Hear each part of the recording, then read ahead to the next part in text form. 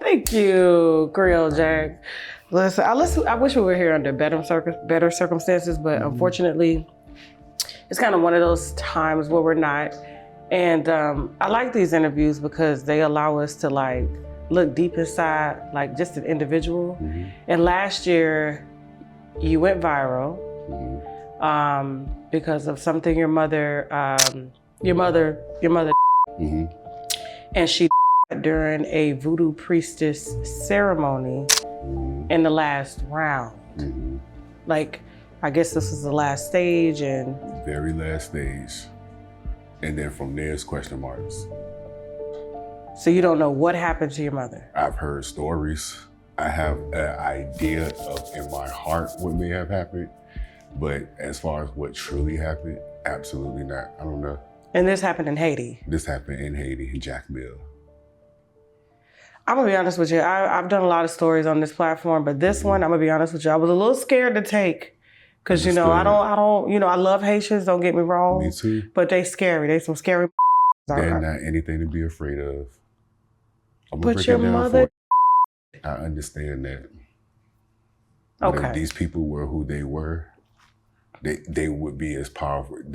It would make sense for you to be afraid if they were who they were. But because I know who these people are, I'm not afraid.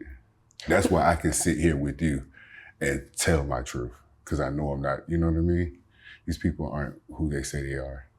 Let's back it up a little bit. Did you grow up in like a voodoo household? Is this something that your mother has always practiced? So actually the way that I grew up in a single parent household. Okay, try to be still. Try to be still. Okay, go ahead. I grew up in a single parent household. My mother was raised, her father was a Muslim and her mother was Seventh-day Adventist.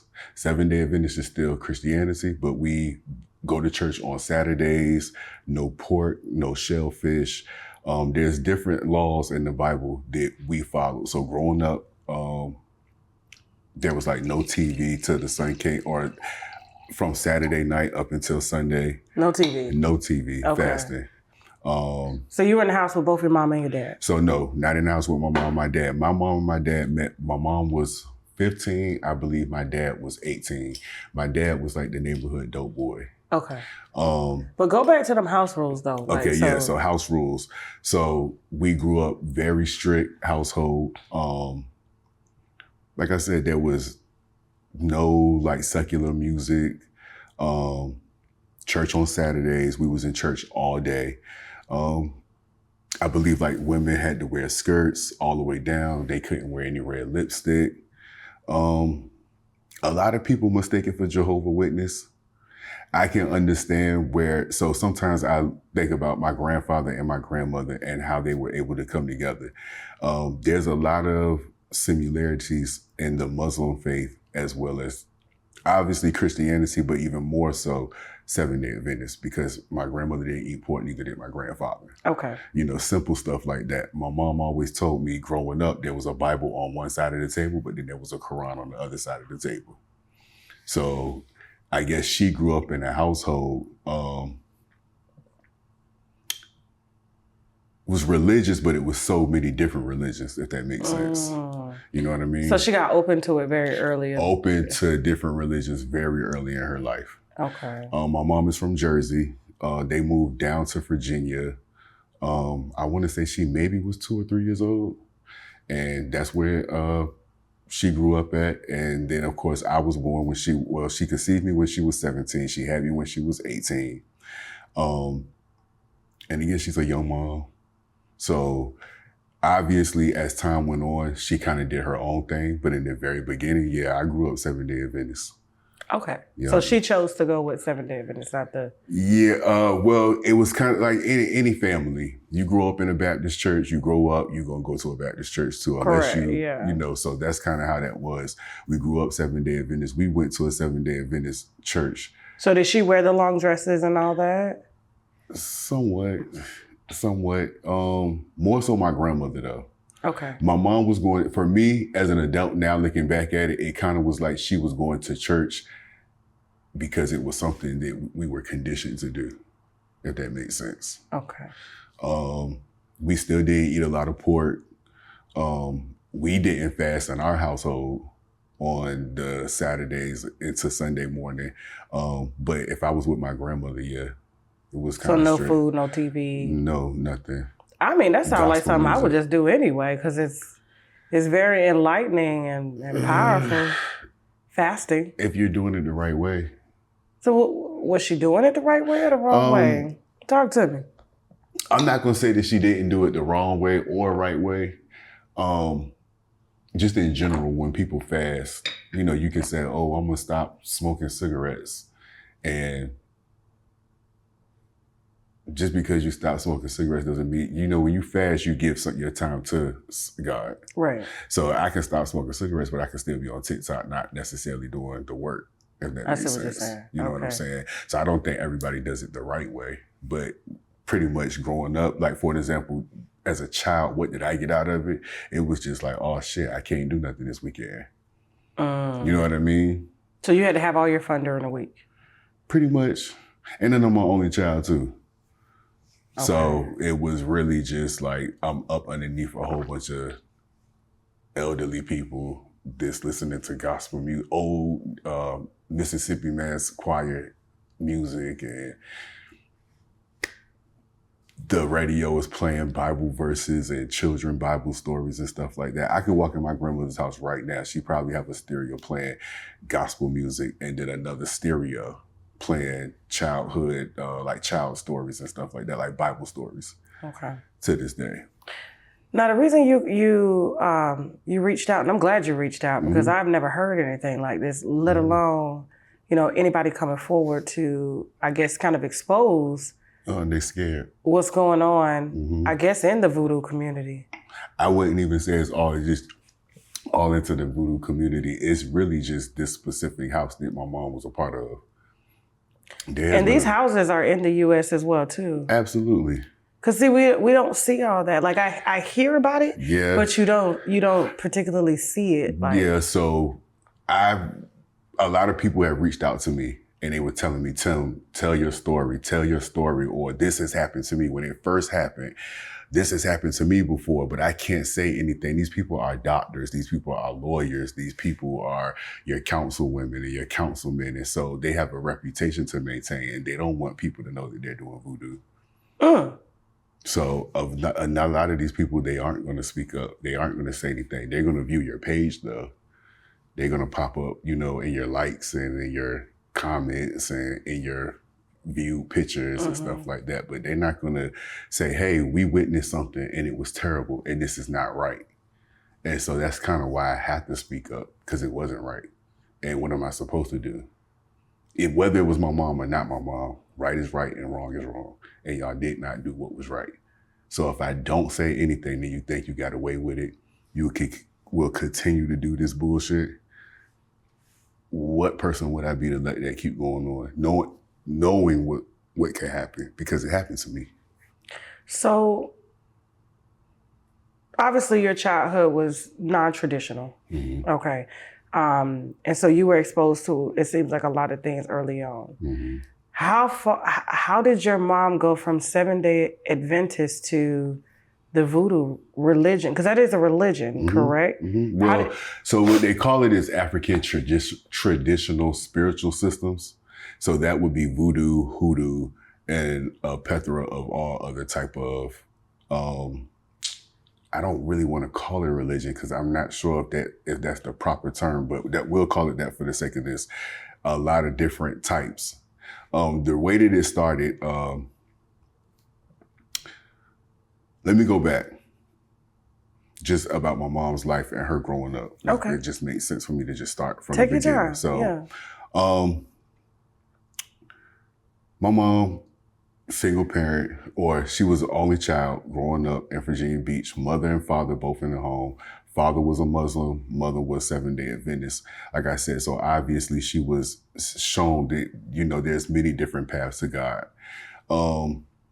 as once she had me and we were able to get, she was able to get her own place and kind of move out on her own. She was like any other young person out here, want to dibble and dab, want to go to the club, want to hang out. So I can't say that it was super duper hard for her to, I don't even want to say it was super duper hard for her to do anything. It was just a normal, I guess, childhood for me watching her as an adult. The way that she kind of got into voodoo started with COVID. So during COVID, I started getting into just my roots and genealogy. This is crazy. RT Boss, Spice. Oh, okay. We've had RT Boss on the platform. I know. Yeah. So, entertainment purposes, so he's very entertaining. I think it's a lot of truth to what RT says. What do you mean? I follow a lot of the stuff that he speaks about when it comes to like Spice, and I don't know if you know like Lady Saw. See, I don't follow any of this. I just know RT reached out because he, some years ago, because he had sued Spice, I guess because Spice had labeled him, and so he wanted to wait a little bit before he exposed her, and so he hit me up around his birthday to say, hey, I want to come forward with my story. And it was absolutely entertaining. So I love RT Boss. Yeah, he's a character, but I followed it since then. Okay. I've seen him, claim, so the term that they use in Jamaica is obia. Okay. Obia would be the same thing as like witchcraft or voodoo. Okay. A lot of artists will come to him and say, RT, I need to blow up. And whatever spiritual advice he gives them, apparently it works. Okay. Reason why I can say that is because there's a dance hall artist, Macadamia. Macadamia and Spice was going back and forth. And Macadamia has confirmed that RT has done obia on her career on behalf of Spice. And that's why Spice is the #1 dance hall artist. And there's a lot of other women who probably did a lot of more work before her, who probably should have had those deals. At least they feel like that.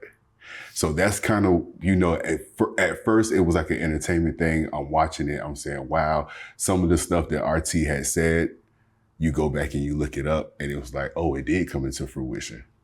General conversation with my mom. I'm like, have you heard of this obia stuff that they're doing down in Jamaica?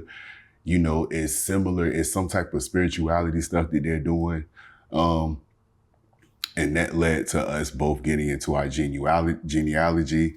We started doing a lot of research. And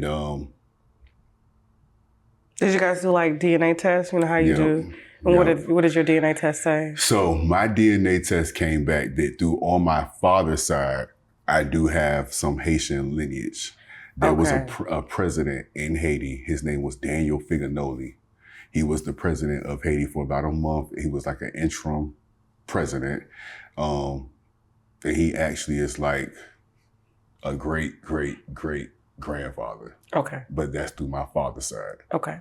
My mother's side, we did have Creole people in our family, but I think that's more Louisiana Creole, which is a difference between Haitian Creole. Okay. Similarities, but two totally different things. And I think that's the gotcha for my mom. Okay. But yeah, 2020, COVID, boredom, for real. Boredom, doing a lot of research. She got into it.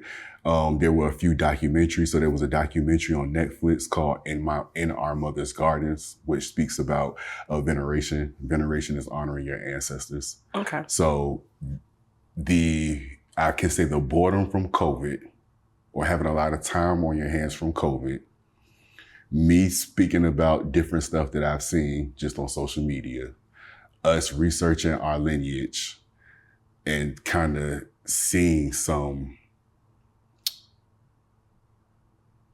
Creole, Haitian stuff going on. Okay. And then a lot of stuff that she may have went through during her own childhood.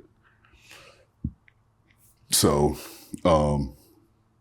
there was the documentary that she watched. So do you think all of that swayed her into leaving the Seventh-day Adventist Church? So we had left Seventh-day Adventist Church in like 2001. Okay. We left in about 2000. one. I had an aunt that passed away in Orlando, and they had a church, her funeral at a Unity church. A Unity church is all denominations believe that there's just, one path to God. It doesn't matter, which way you come from, we're all going to end up on the same path because there's all one God. So in that church, that was about 2004. We went there up until we both left Virginia in like 2021, 2022. But we had Muslims in our church. We had people that did Hindu in our church. Our church was very meditation based. So we would go in there, you can pray. They had a sermon, but then there would be a lot of meditation. And a lot of that is in voodoo too. A lot of that is in hoodoo. A lot of that is in a lot of other religions. Okay. So, I'm Buddhist, so we meditate. Yeah. So we Buddhist people go to that church. Okay. There's actually certain meditations that are led by Buddha and stuff like that. So I can't say, it's not so much like this was a lady who woke up one day and decided, oh, I want to try voodoo. It was a lot of different things in her life that kind of swayed her to, saying this is it for me. Like following her own, heart and path. And so, so who did she contact? So that's the thing about it. It's like, who do you contact when you say, because I'm going to be honest with you, for me to join SGI, which is Soka Gakka International, it's Nichiren Buddhism. That's so we don't sit with a Buddha.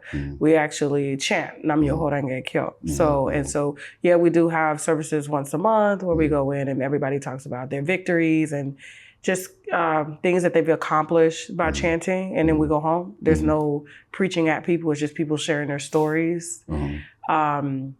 But I did have to be invited by someone. You just can't go in. So how was she able to contact someone in the Buddhist community? I don't know. The Voodoo community. I don't know exactly how she was able to get in contact with the lady who produced the film In Our Mother's Garden. Her name is Chantrell Lewis. So she was the one that your mother initially contacted? I don't know if my mother contacted her. I don't know if there was a summit that my mom went to. All I know is one day we were watching a documentary, and maybe 30 days after that, she said, guess who I met? And I said, who? And she said, I met Chantrell, and that's the young lady that did the documentary. The documentary's on Netflix. Okay. So she met that lady first. There was another lady that was featured in that documentary. Her name is Mama Coco. So she ended up meeting Mama Coco as well.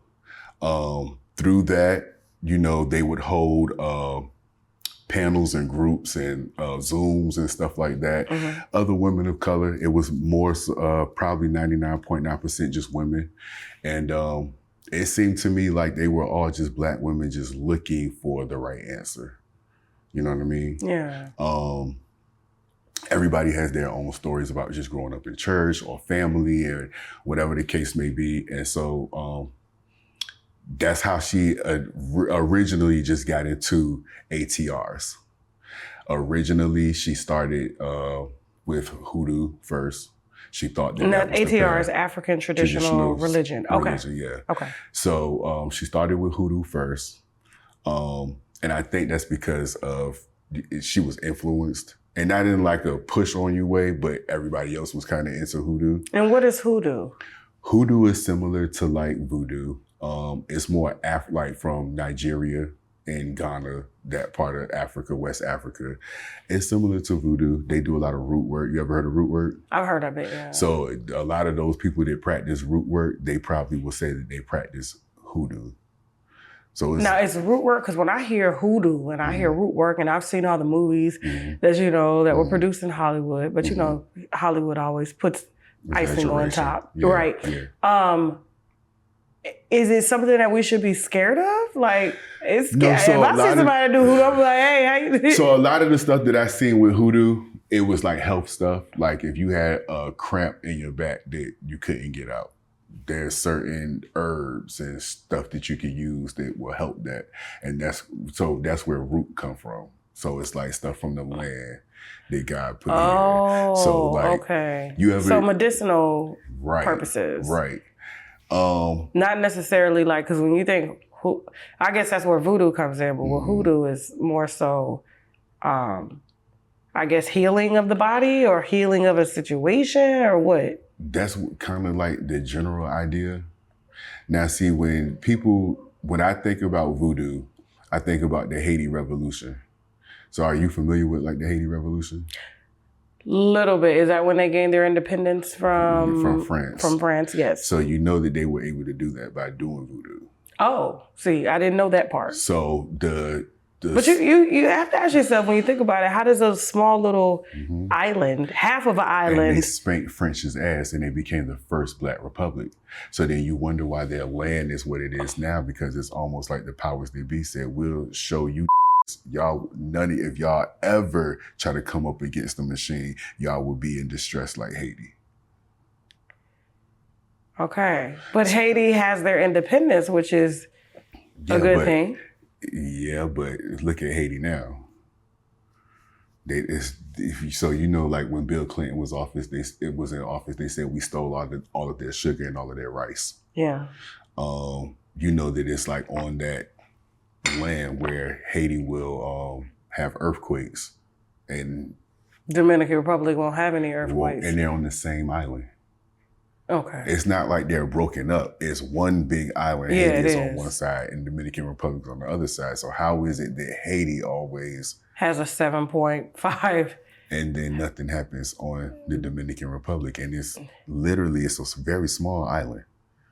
Very small. So it's like, you know, things that make you say, Okay. Because where is that coming from?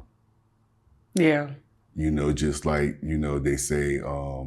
Because, I mean, I remember going through an earthquake when I lived in Hagerstown, Maryland. The earthquake was in New York. Mm-hmm. And we felt it all the way down in Maryland. Mm-hmm. So it makes you like, wow, how is it that you're on the same island? Right. It is a very small island, the Dominican Republic and Haiti. Mm-hmm. And they'll have a 7.5, which is catastrophic. That's kind of catastrophic. Mm-hmm. And no shakes or nothing over in the Dominican Republic. So but it's been told that the DR does play in is it called Santeria? Santeria, yes. Okay. And so it's kind of the same thing. So each culture is kind of the same thing. It's just under different names. Okay. So like hoodoo, voodoo, Santeria, all of that is kind of, and I don't want to disrespect anybody's culture, but it's kind of under the same umbrella, if you will. Okay. Just like Beyonce may do the stuff with Oshun. Okay. And they're saying that like she's venerating her ancestors and this Luau, which are the Haitian spirits. So what Beyonce does is Haitian? I don't think it's Haitian. I think it's more hoodoo. Okay. But even, what was it, Black is King? And have you watched that? Yeah. And so you remember at the very beginning where she was at the water? Yes. So she was talking to like a goddess, which I believe that's Oshun, which is the, like the mother. Okay. And so she was wearing a lot of that yellow. Yeah. And then even like, I could even say like Kaya, who's like a good friend of mine. Yeah. She with the Elikes and all of that stuff. So it's a lot, it's in your face more than you think it is. Okay. A lot of people practice what they practice and you don't know, or you wouldn't think it, or you just think that it's a fad, or it just looks good. It's really big in in the public. I think that we just so blind to it that we don't realize, you know, what they're doing. Even like in the song, she says, Uncle Johnny made my dress. And, you know, she's wearing that old dress. That's honoring him. And then she has to serve whiskey, which is like, or whatever her grandfather. it is, or her grandfather. That's all hoodoo. That's a voodoo. You know the Beehive for the come for you. Okay. I'm a part of the Beehive too. That's why I can sit here and say it and be honest about it. I know what it is though. Mm-hmm. Why do you think she's so powerful? But none of her products seem to be successful. We're not going there, Tasha. Thank you. We're not going there. I told you I'm part of the Beehive. I love Beyonce. I love Beyonce too.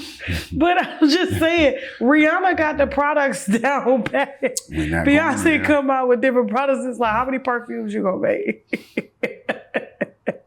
How many clothing brands we gonna do?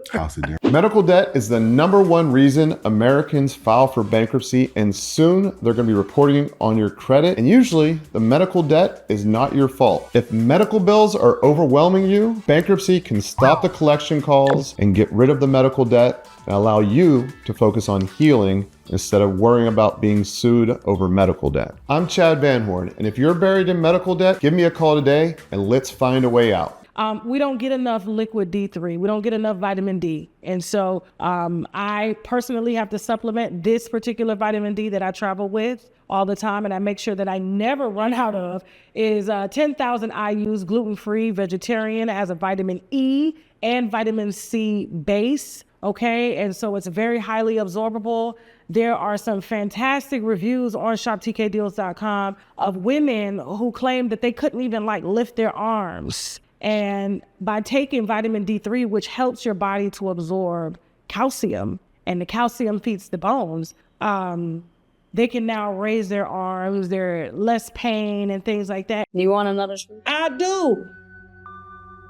Kim is the best lover I've ever had. No man is going to marry you because they're never going to think that they're better than Cam. They'll you, but they won't marry you just because you made that statement. And what you don't have is a good nigga, because the shit that comes out of your mouth is wild. I can't even believe you're a wife. So how dare you? A normal, healthy-minded, with great self-esteem 40-year-old woman wouldn't have allowed Cam to play with her the way that him and his boys play with you, like you were a dumb bird who didn't understand money or anything like that. He complimented you in the process to gaslight you, but he let his friends who knew you play with you. Where you going? Where's she going? Why she can't see him on her side, Jasmine? Why she can't see him on her side? Where'd you go? Girl, let me tell you something. Let me tell you the difference between me and when people are gonna step into my platforms. All right? Okay, all right, cool. I'm listening. After months of planning and negotiating, I am excited to announce that shoptkdeals.com is now extended to you. If you are a creator like myself, or maybe you're just a stay-at-home mom, or maybe you're just someone that just wants to make passive income as well as main income, shoptkdeals.com now offers that invitation to you. So which means you can become an affiliate partner and make anywhere from 30 to 40% on each sale that you make on shoptkdeals.com. Okay? And so listen, I'm excited to work with you guys. I'm excited to train you guys. Not only will I be training you, we'll be hosting webinars, sales calls, and all that to make sure that we're all successful and we keep all of these brands happy. So I want you guys to stop what you're doing now. Go on over to the website, shoptkdeals.com, hit join my sales team, and I will see you guys on our sales call, okay? How's it? Where is it? You tell me, City Trends. We're not going Look, he coming on, B. He said, you tell me, City Trends. I see you. You damn right, baby. Listen. But go ahead. And it's in a lot of the popular culture. I just don't think people know what to look for. Yeah. And I think that's what else eased her mind a little bit, because it was like everybody's doing it. Once you know what it is, it's kind of like, oh well, everybody's doing it. You know what I mean? Yeah. But is it for everybody to do it? I think that's kind of where the internet.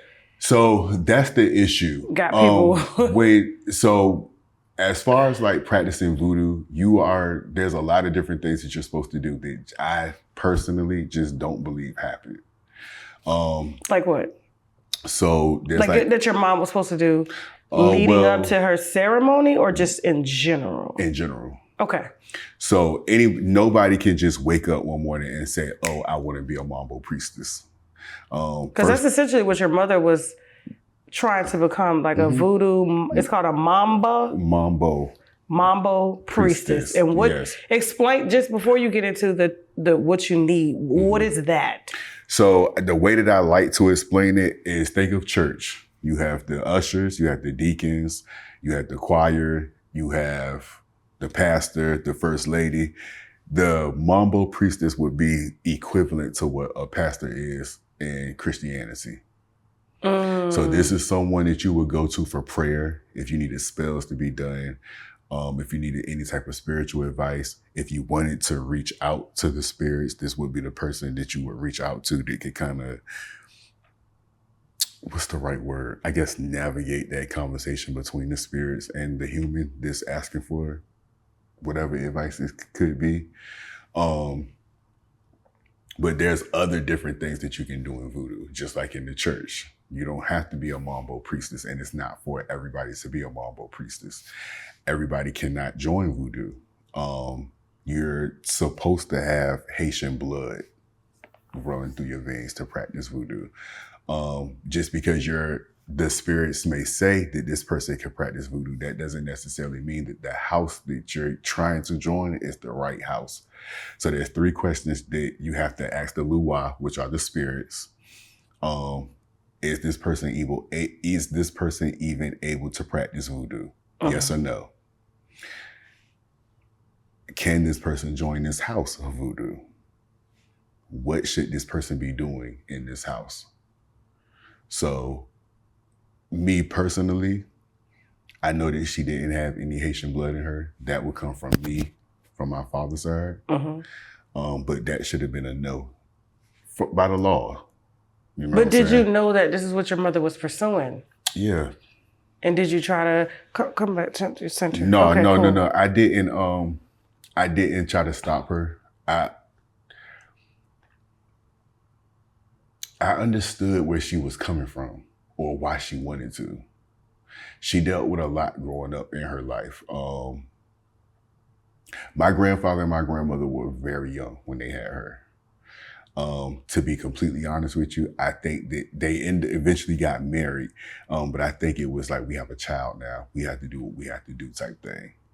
I think that they fell out of love with each other a very long time ago. I said that to say it wasn't the best household. They weren't the best parents to her. There was probably some domestic violence going on in the home. Again, just young Black people leaving the tri-state area to come down south. So that was a culture shock for both my grandfather and my grandmother.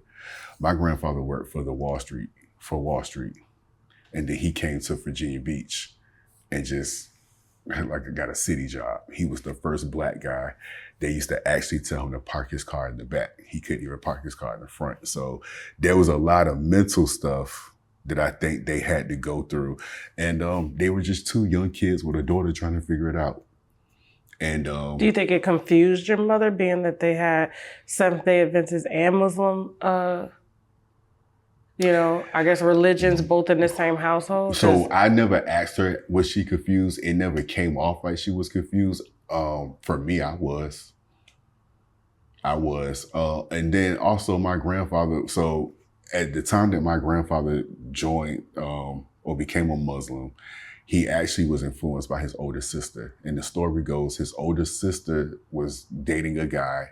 I believe they may have even had children together, but he was into Muslim. Okay. And obviously my aunt, being his baby's mother at the time, she was into it too. And so my grandfather, being her little brother, followed behind his sister's footsteps. The sister has since come back to Christianity. She's passed away or what have you, but I think the family thought it was just a fad. It was something he was going to grow out of. Okay.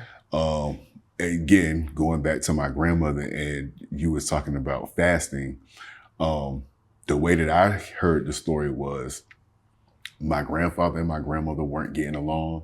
My grandmother came down south to be with her mother, and my great-grandmother was in the church. So my grandmother was just following what her mom was doing. So she wasn't going to church because she really was looking for deliverance or she was looking to be healed. It was like, my nigga ain't acting right. I'm going down here with my mama, and whatever my mama say or whatever my mama want me to do or whatever my mom is doing, I'm going to follow behind her. So I think she kind of got in church by default. So again, like the fasting and, like how strict was it?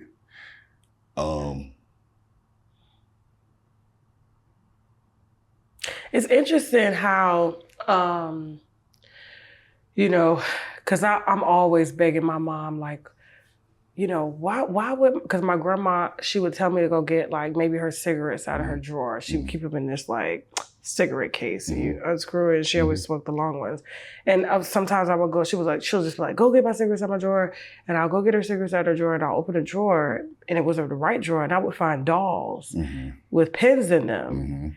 And I used to think you could play with the dolls, you know? And I'm like, why did you got dolls with pins? And I would ask my mom now that memory comes back, and they would not talk about stuff like that. So it's interesting that stories are even being told to you, because nothing is told to us. My mom is just like, you know, you don't need to know about that stuff. It wasn't good stuff. Live your life. Like, that's just, you know, how it is. So in most Black families, there are a lot of secrets. So the fact that you even can recall someone telling you in your family what it was, even though it's not like, it could, I don't know, it could be hearsay, it could be real, but the fact that you do have at least that amount of information, because we don't have that type of information. Even when I was a kid and I would tell people like on the weekends, like I'm going to my great grandmother's house, they were like, you know your great grandma. Because I guess that was uncommon for people. But I knew 3 of my great grandmothers, both of the ones on my mother's side, on my dad's side, and only one on my mother's side. So these are ladies that I knew. You know what I'm saying? How do you have 3 great? So my dad has his dad's mom. 2 wives?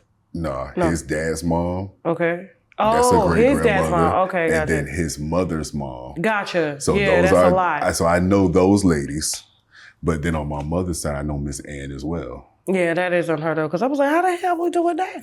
Yeah. Like, so okay, I get it now. I'm in my 30s now. My great grandmother is alive and well in her 80s. She had her first child at 14. Oh wow, and that's the only child she had. She had 11 children. My great grandmother. Okay. Yep. Okay. Had 11 children. So back to your mom. Like, your mom is obviously, you know, going where her heart is telling her to go. You kind of open that door a little bit. A little bit. I take accountability for that. Yes. I mean, you can't. I wouldn't blame yourself for that. So it started maybe I had read something like boil bay leaves for protection, and you know, for prosperity. So I boiled the bay leaves, and then a large lump sum fell in my pocket. So I get on the phone and I call my mom and I'm like, hey, I'm gonna tell you something and I don't want you to think anything crazy. What's up? So I read somewhere if you boil bay leaves, they'll bring money and protection to you. I just boiled some bay leaves and I went out to the mailbox and there was a random check in there. There's a random check in there. Okay. You know what I'm saying? Okay. You lift your broom up and it keeps bad energy out your house. Remember when I told you about those bay leaves? I lifted up my broom and some energy that was in my house left out of my house. So she like, well, where did you get this information from? So I'm telling you, originally following social media and seeing people like RT Boss. Oh, shit. It sounds crazy. I know. It sounds really fucking crazy. But I got to tell you the truth. Okay. So let me back it up 2000. RT, you're going to have to answer for this. I'm going to interview RT after this. Yeah. Save that for later. Okay. So I took a Western civilization class in college. Okay. And they talked about the Bible and the writers of the Bible. The Bible were written by 5 philosophers. What's the dude, Romeo, where the Romeo, who was his name? Him, you know who I'm talking about? That wrote Romeo and Juliet? Yes. What's his name? I can't think of his name. Anyway, right him I know and who you're talking about 5 philosophers put the Bible together. The man that they say is Jesus is actually his son. That's a portrait of his son. I don't know. I'm just telling you. Yeah. And that guy is actually a gay guy. Oh. Okay. Thought I would throw that in there. Oh, okay. Okay. So you know how in the Bible they say he has hair like wool and copper skin. And then you look at the guy, he got a perm and he's light skinned. That's because that's the picture of his son, who's a white man. Okay. So taking that Western civilization course, and they talked about how, you know, the colonizers went to Africa and, you know, kind of stole what they were doing. And, you know, even if you read the Quran, a lot of the Quran and the Bible is the same thing. I do know that. You know what I mean? So the Quran just prays more in a disciplined, more persistent manner than Christianity. So even how they leave out chapters in the Bible. These are all things that I kind of was like, I believe in God. I believe Jesus walked this earth. But I do think that it was some things that were, like, for an example, they say, obey your master. I believe that, like, stuff like that was put into the Bible to control us when we came over from Africa, if that makes sense. Okay. And I don't want to go too deep into that. No, I got you. But, yeah. But I guess, like, for your mom to, I don't know, to contact the woman from the movie, and then now she meets this woman. So she meets this lady. They go to a lot of events. She meets a lot of other ladies. And from what I understand, the lady who did the documentary, Chantrell, she introduced my mother to another lady. We'll call her Lexis. Okay. Lexis introduced my mom to this lady who is Marie Evans. And she's the head honcho at this house of voodoo. Marie Evans. Marie Evans. Okay. Right. So they meet. The Lexis introduced my mom to the lady. The lady is, you know, my mom, I guess my mom is confided in her and telling her, look, I've done a lot of research and I feel like this is my calling and this is what I need to do. And the lady kind of take her underneath her arm. I remember this probably was about 2021. So I remember when my mom first got into, like, just studying ATRs and trying to figure out which path was the right path for her. When she started to talk about this specific group of people, it's almost like my ears would turn off. Me and my mom talked about everything. So that was kind of weird that my ears, like, in hindsight, it's like when people ask me questions like, did you know these people? And, you know, I didn't hear it. It's like my ears turned off. So when she would talk about these people, it was almost like it was uneasy for me to even hear about these people in the very beginning. But she told me, she said, if I get too far deep in, please will me back in. Maybe about 6 months later, I had a conversation with her, and whatever she said to me, it just didn't sound kosher. So I was like, hey. What'd she say? I can't remember exactly what it was. I'm not going to lie. I can't remember exactly what it was. All I know is it was enough to make me say, hey, remember that conversation we had a few months ago when you said, if you get too far deep into this to will you back in? I think it's time for you to get willed back in. And she was like, no, I'm okay. These people got me. I've built relationships with them. We go traveling. There's a lot of events that we go to. Like, I finally feel like I belong and I feel like I'm supposed to be doing this. And, you know, with the Hoodoo, she would wake up, she would meditate, she would do her prayers. She would sit at her boveda, but she just said it was something that was just missing. And when she started to be around the voodoo people, she felt like whatever she was missing from Hoodoo, she was getting in voodoo, and she felt like, I don't know. So then she would have conversations with me, and she would just be like, by this time,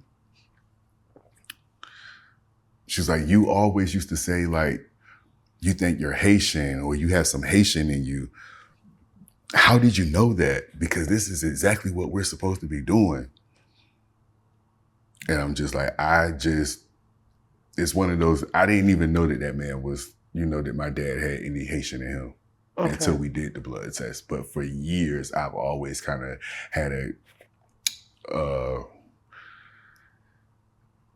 connection to Caribbean, yes, community and culture. Okay.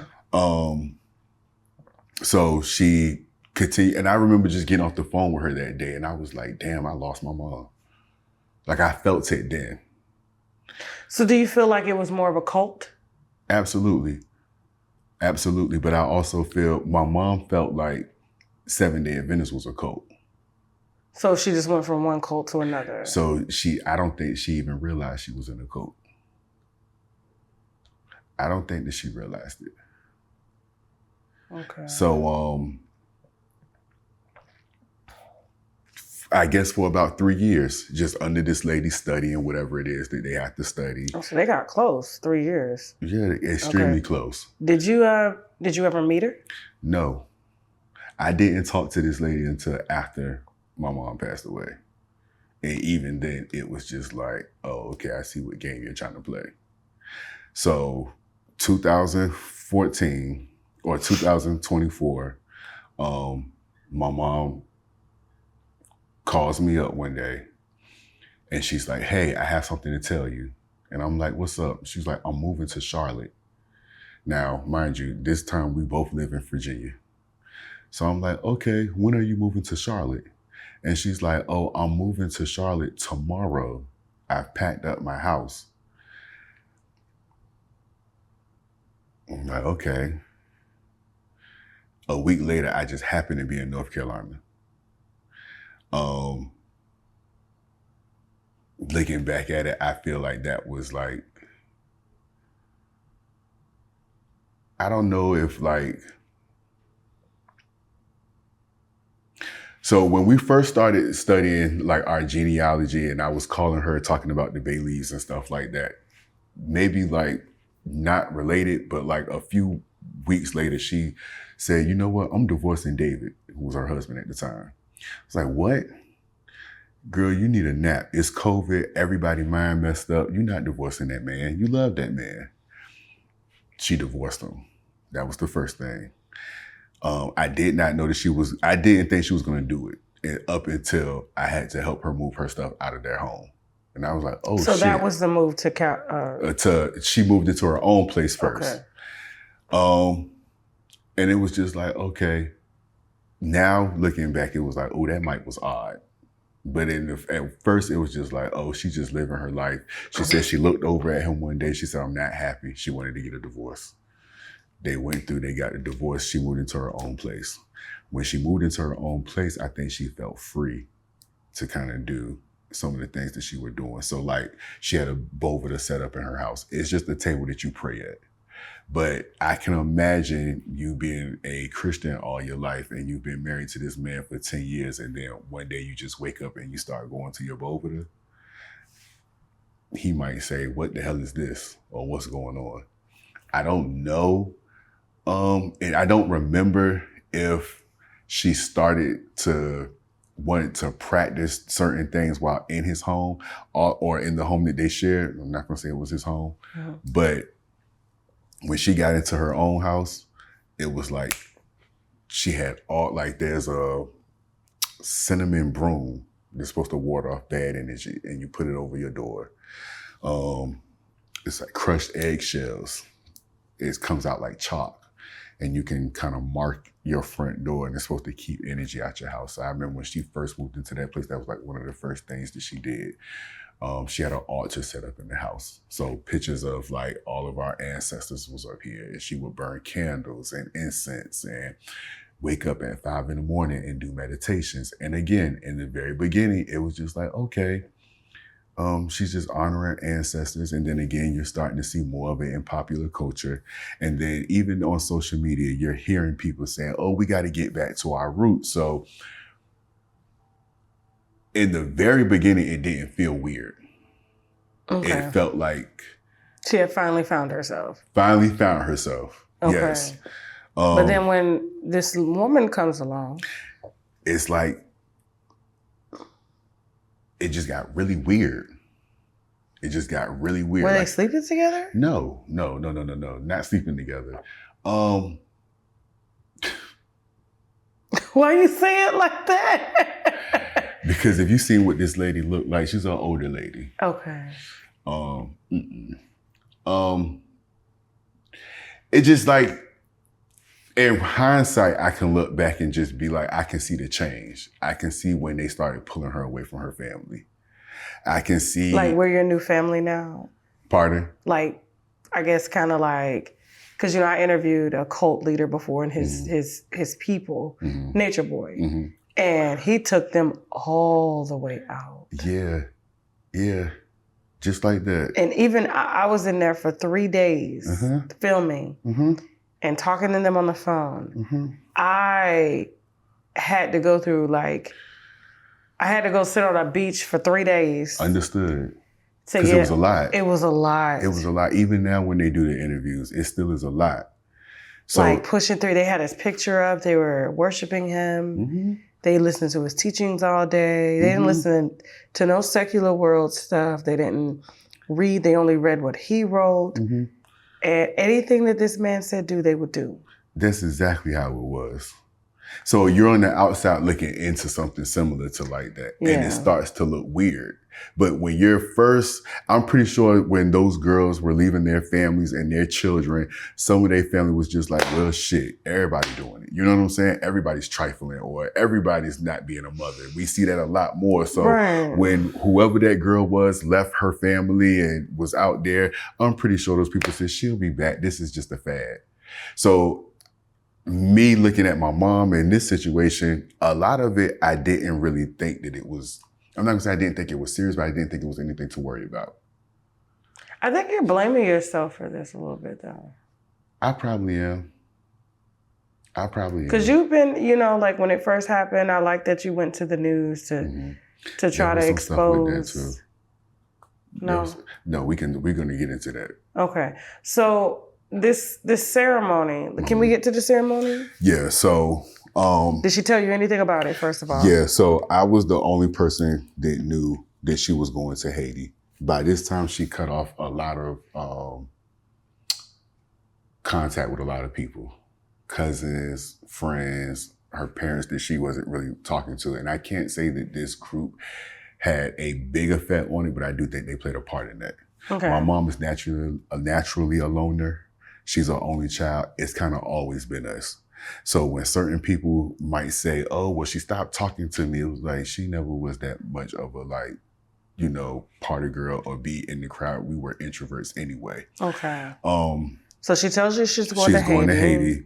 So she tells me she's going to Haiti. And the first thing that I asked her, because I know that there's a lot of political unjust in Haiti, I'm like, how y'all getting down there? Yeah, because it's 2024. They were shooting the planes, the spirit planes. Out of the sky. Yeah. Right. So I'm like, how y'all going to get down there? And she's like, Mommy Maud, that's what they call Marie Evans. Mommy Maud is going to make sure that we get down there.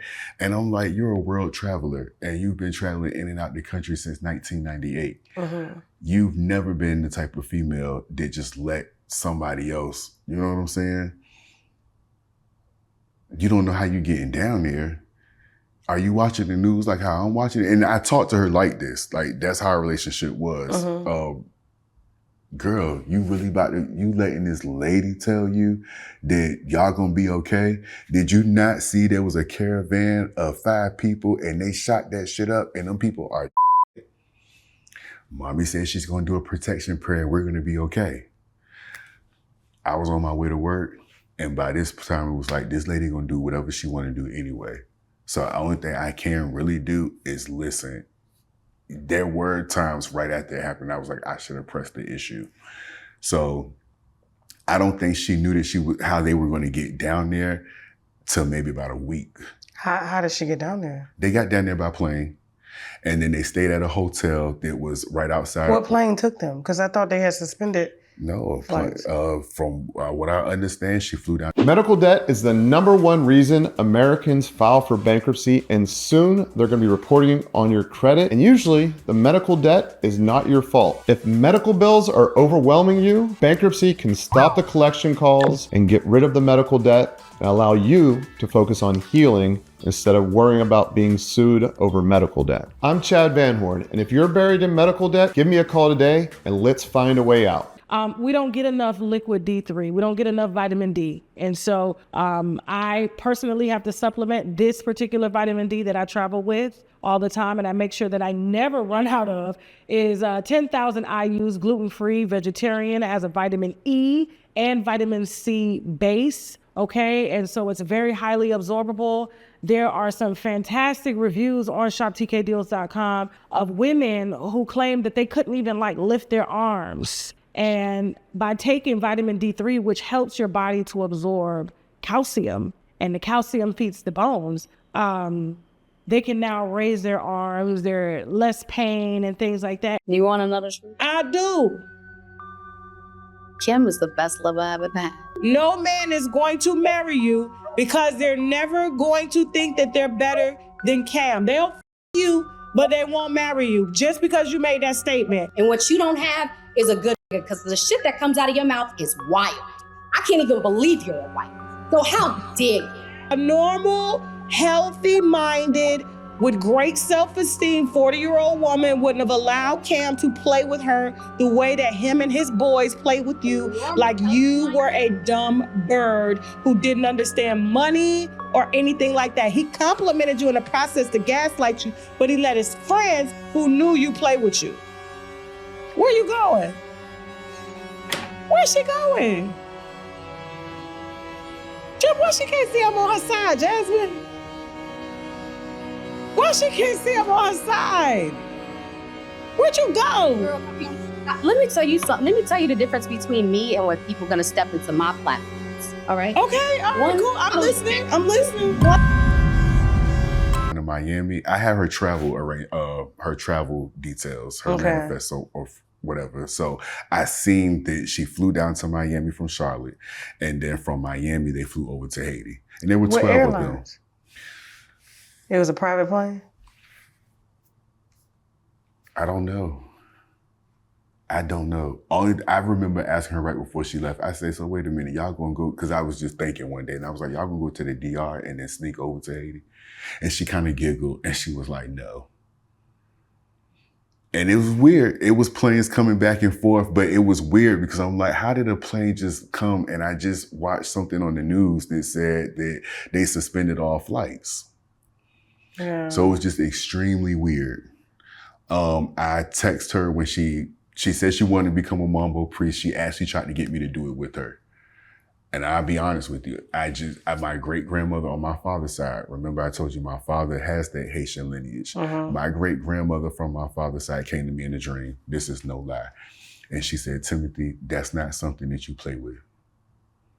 And don't let anybody pressure you, because as time got closer to my mom getting ready to leave, I did start to feel like I was kind of being pressured, if I'm being completely honest. Like she would say, you're not doing your readings. And she brought me a lot of literature. And she was like, you're not reading. And, you know, I showed you X, Y, Z. Have you did that? I remember I wanted to get a townhouse. And she told me a spell that I could do that would help me get the townhouse. Did you get a townhouse? No, but I also didn't do what she told me to do. Oh, okay. Because my great-grandmother came to me in a dream, and she was like, don't around with that shit. So I had like maybe the very next day I'm on the phone with my mom, and she asked me something, and I was just like, Mom, I'm not trying to be funny, but Bernice came to me in a dream, and Bernice told me, don't around with that shit unless you know what you're doing. I say, so I'm not trying to cut you off or whatever the case may be, but I ain't around with that right now. You know, like I can't, like, you buy a bottle of Haitian rum, and, you know, there was like, she was cleaning her house with certain like Florida water. You ever heard of Florida water and stuff like that? And it's yellow. Florida water? It's yellow. No, Tasha. What? So it's like perfume, and it's called Florida water. Oh. Okay. Anywho. I'm telling you, I'm not in the look. Okay. So I was like, Florida water yellow. She sends me the details of her travel once everything is confirmed. She sent me a copy of her passport, which she's traveled in and out the country before. She's never given me a copy of her passport. If she traveled she went to Dubai, she went to Africa. Like, she's never said, this is the hotel that I'm staying in. This is a point of contact. If anything happens, none of that. And she has been traveling out of the country since. So you think she knew something could go wrong? I'll answer that in a second. Because there was a waiver that they signed. A waiver? A waiver. So the head priestess of the house made them sign a waiver? Miss Cleo, yeah. You called her Miss Cleo? Miss Cleo, yeah. Okay. So she made them sign a waiver. So they left July 1st. Okay. I text her as soon as she got there. She texted me. She said, hey, I'm here. I said, is everything okay? She says, yes. We're going to stay at the hotel for one night, I believe. And then tomorrow morning, we're going to travel from Port-au-Prince. We're going to go to Jack Mill. I said, okay. When she got to Jack Mill, she started sending me videos. I said, well, how is it? Is it like they're saying on the news? It's Barbecue, that's the guy's name. He was a police chief, and now he's running the gangs in Haiti. So I said, is Barbecue, is he doing what they say he's doing down there? And she's like, it's like barricaded. So let's just say this is a neighborhood and it's barricaded and it has like military jeeps. And she says like a concentration camp almost. And they're not letting anything go in and they're not letting anything go out. But the people that are in that community and they feel safe. Now, when you leave out of this area and you got to go up the road here, anything can happen. So she's like, it just looks like you're on a military base. It's not as scary as they make it seem on the news. We're giving each other updates. Now, she can't text me as much as she wants to, obviously, because there's certain things that they're doing. But she's sending me a lot of pictures. I did get to talk to her one day while she was there. And to me, she sounds like a kid. Okay. She sounds so happy. She was taking in the experience. So she said the people were amazing. The food was good. My mom hated heat, so we joked about it not being any AC. She said there's not any running water, so she was like, I can't wait to go home and take a shower.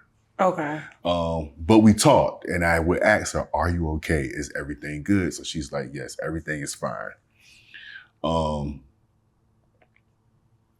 I really didn't have any.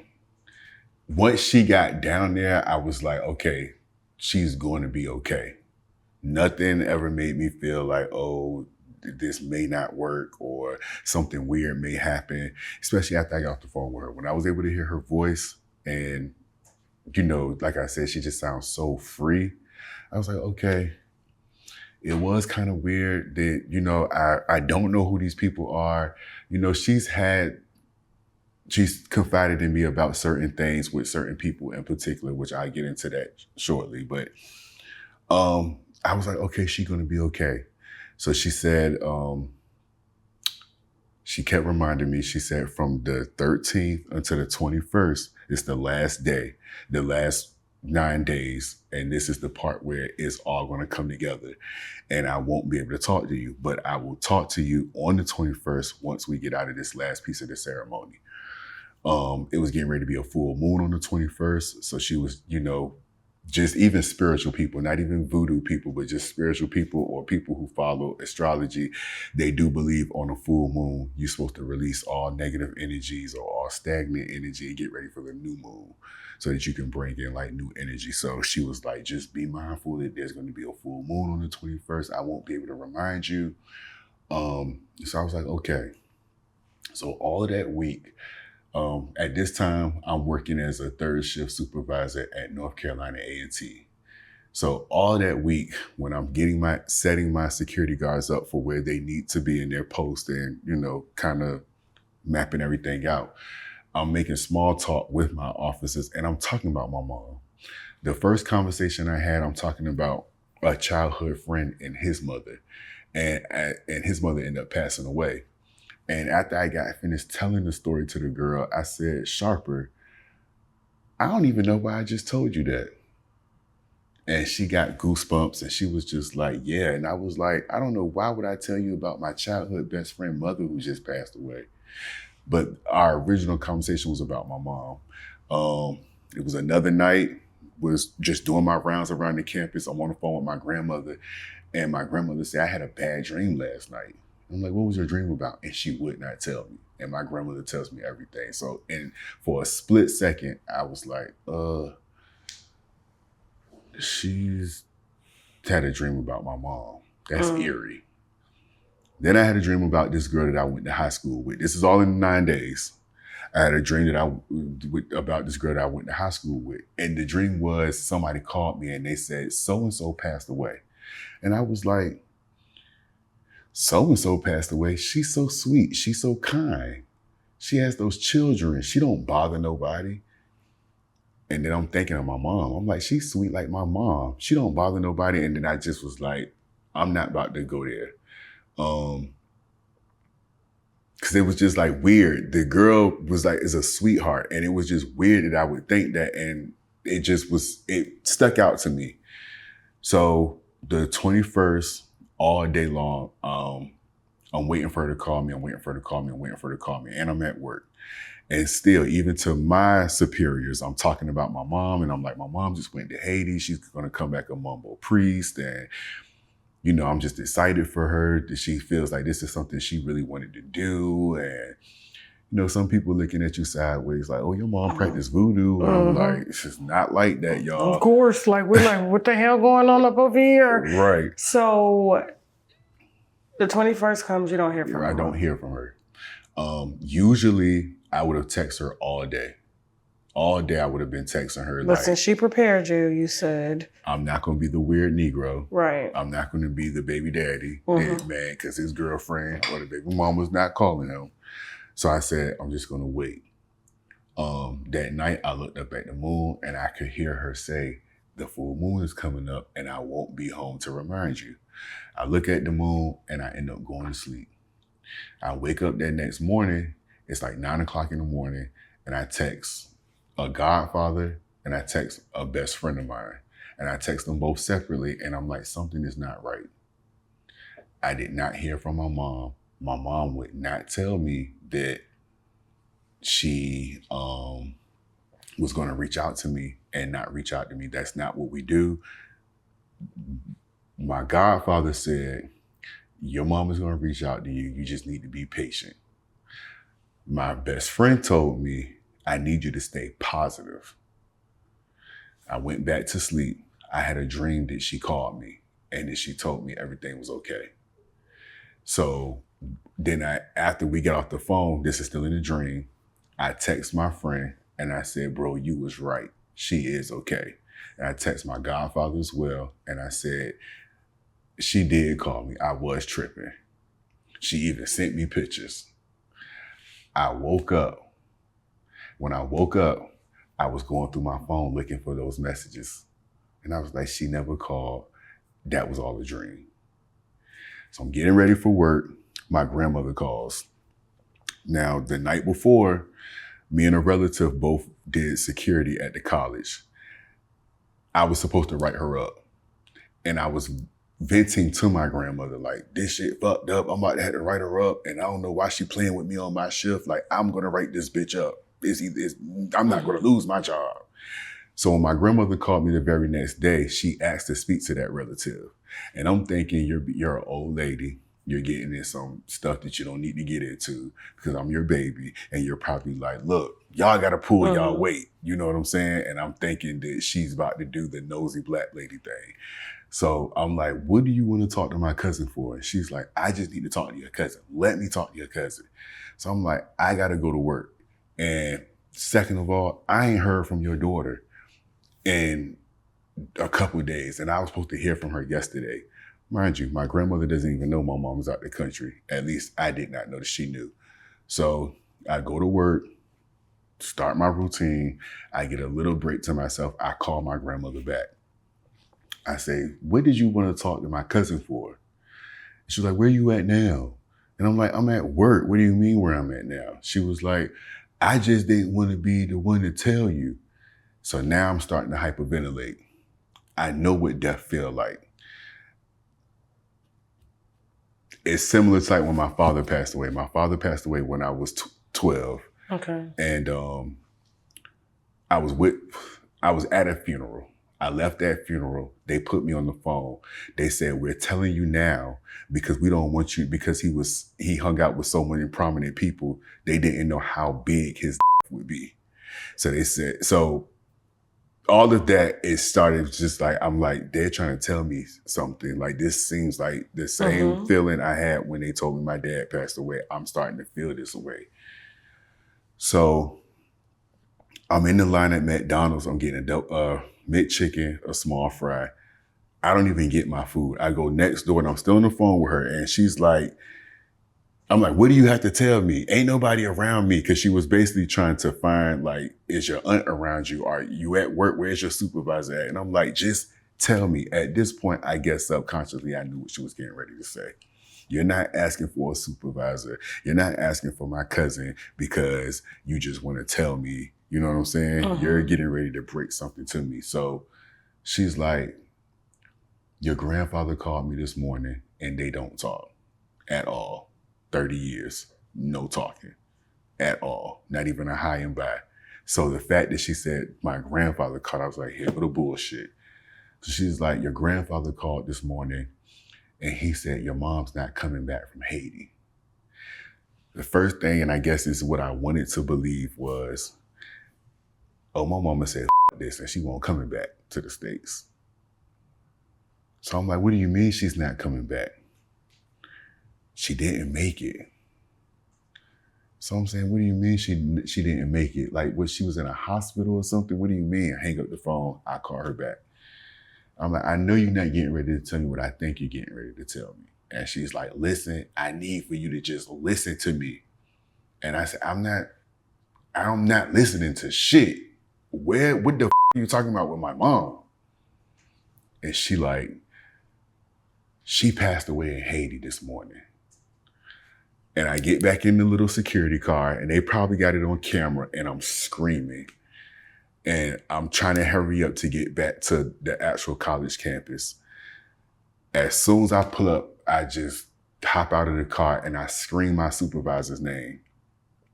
And everybody come out of the little office and they're like, what's the matter? What's the matter? And my grandmother's still on the phone with me and I just give the lady the phone. And my grandmother is telling her, like, his mother passed away.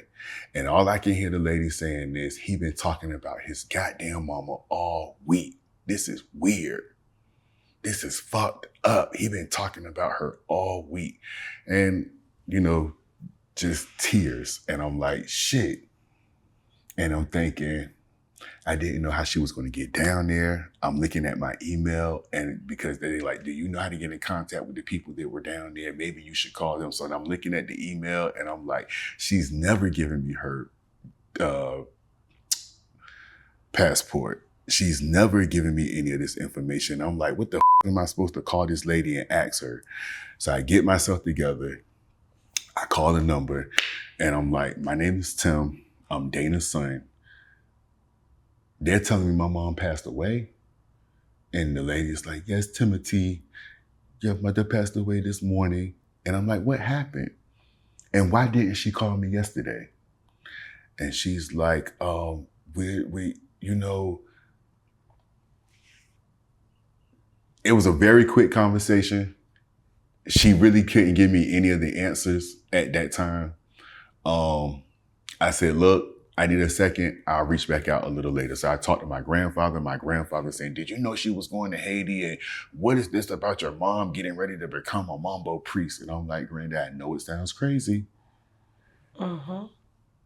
But I know more than what you think I know. Allow for me to be a help to you because this could get messy. This could get crazy. The reason why I said that is because about April of 2024, she asked me my opinion of something that she had seen go on in the house. Of the mambo priestess house? Like that the house, voodoo house? Yeah, the voodoo house. Okay. So she was just asking me my personal opinion. And what did she ask you? one of the ladies were having an issue with somebody in her family. And this lady was going to do voodoo on this person in her family. Okay. And what type of voodoo was she trying to do? It wasn't good. She was trying to kill him? I don't think she was trying to kill him, but it wasn't good. The fuck? And to be honest with you, I don't want anybody doing anything to me. You know what I mean? So I don't care if it's good or bad. So when she asked me what was my opinion, I said, I'm not trying to be funny, but if these are your spiritual sisters and that's what type of shit they into, you need to watch yourself. Because if she'll do that to her own blood, I kind of got to look at you sideways a little bit, because what if we get into it and then you feel like you want to do some weird shit to me? And we laughed at it, but I still had to say it. And then it was like, and if she's willing to do that to her own blood, imagine what she'll do to a bitch that she don't know. So you feel like somebody did something to your mom? I thought people were jealous of her. Okay. What was the ceremony? Did she give you any details about the ceremony? Do you know anything about the ceremony? So they weren't supposed to talk about it, but they post the ceremonies on YouTube the following year.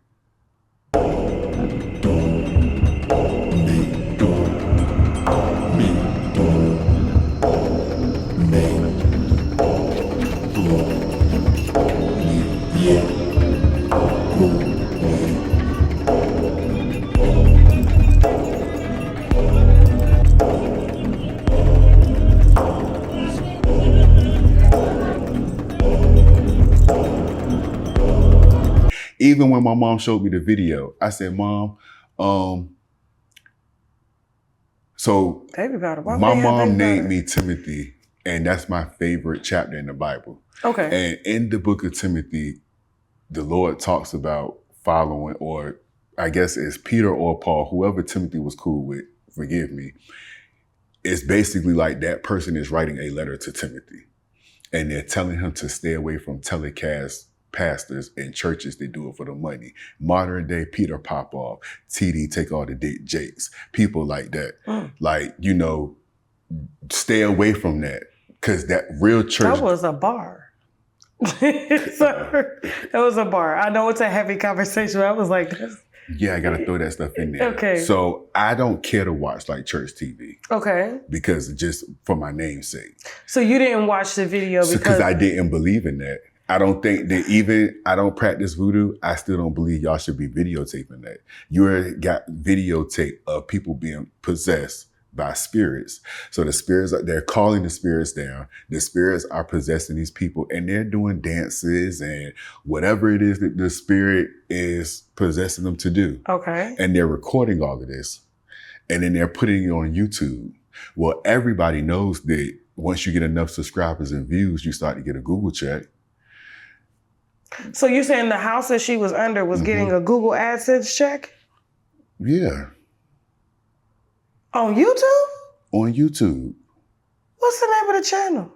I can't, because it's written in Haitian Creole, but I follow the channel. Okay. But there's a couple of other houses that do the same thing. And I was telling my mom, if I were in your shoes and I felt like I wanted to study voodoo, joining a house who's putting this shit on YouTube is probably not the house that I want to join. Like Nature Boy, because now putting it on YouTube. This is starting to be theatrical now. Okay. Just like you in church and Sister Mary catch the Holy Ghost, and then somebody pull out their phone because they think it's funny or whatever the case may be.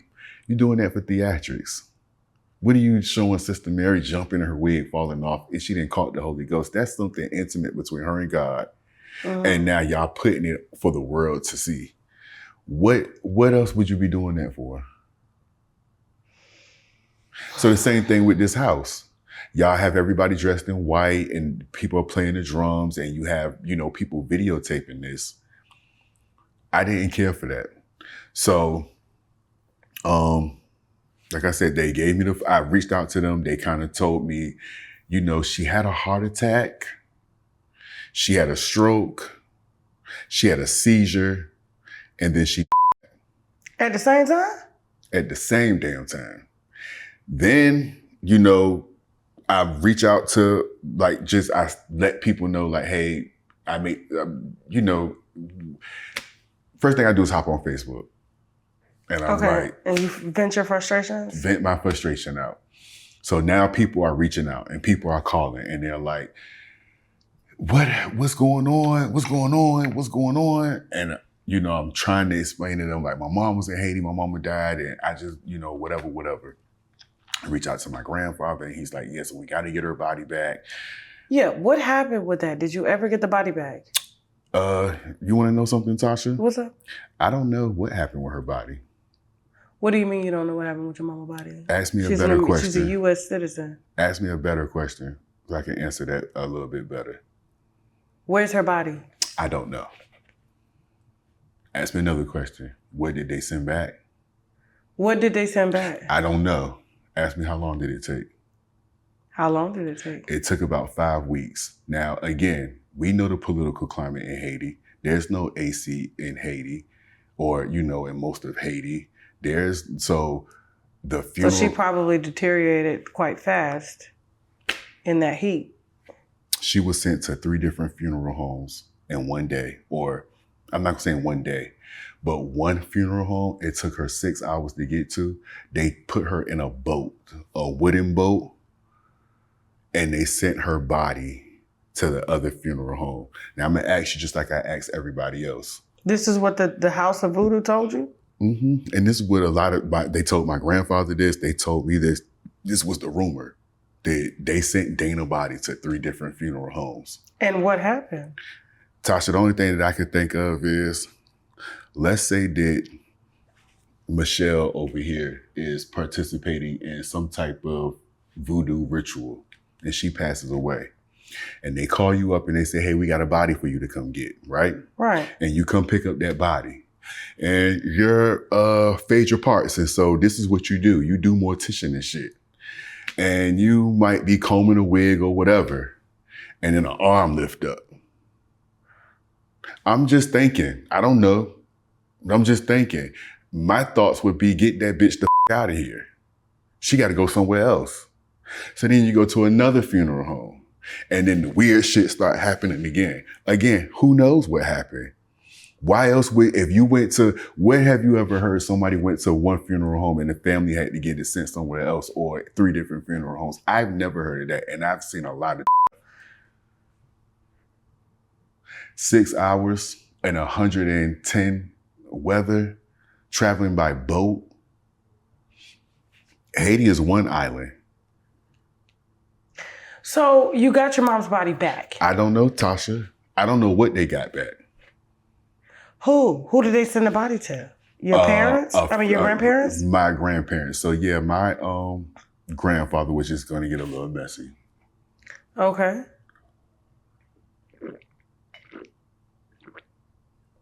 What happened?